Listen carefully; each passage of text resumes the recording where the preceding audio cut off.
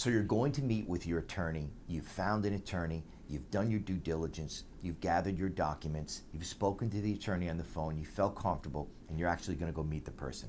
It's not going to be a fun day. You're going to wake up and you're going to have agita. But what do you bring? What do you do? You know what you bring? Bring copies of stuff.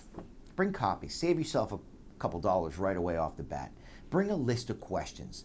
Write them out. Don't sit and think you're going to go in there and sit down and just be able to speak, because you may cry, you may be upset. It's a terrible time. It's an emotional time. Your attorney isn't emotional. You are. Okay? So when you go meet with the attorney the first time, get as much documentation and paperwork as you can for your family, bank accounts, tax returns, etc. Make copies for the attorney, so you say to the attorney, this is your copy. And also make sure you write out a list of questions. Mostly, and most importantly, bring a good attitude. It's a terrible time. That first meeting is just horrific, because you don't know anything about the process, probably. And the unknown is what causes agita.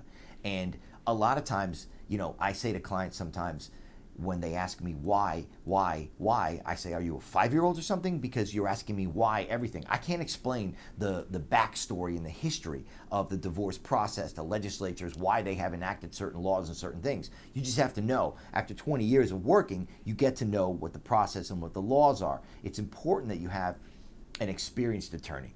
Okay? It's important to explain to you some of the reasoning behind some of the laws that they have. But at some point, you're not going to get it. No matter how smart you are, you're just not going to get it. You have to believe and trust in your attorney, and believe and trust in an action plan with your attorney that you can put together so that you can just go through this process. Okay? So when you're going to your attorney the first time, bring your paperwork, bring a list of questions, and bring a good attitude.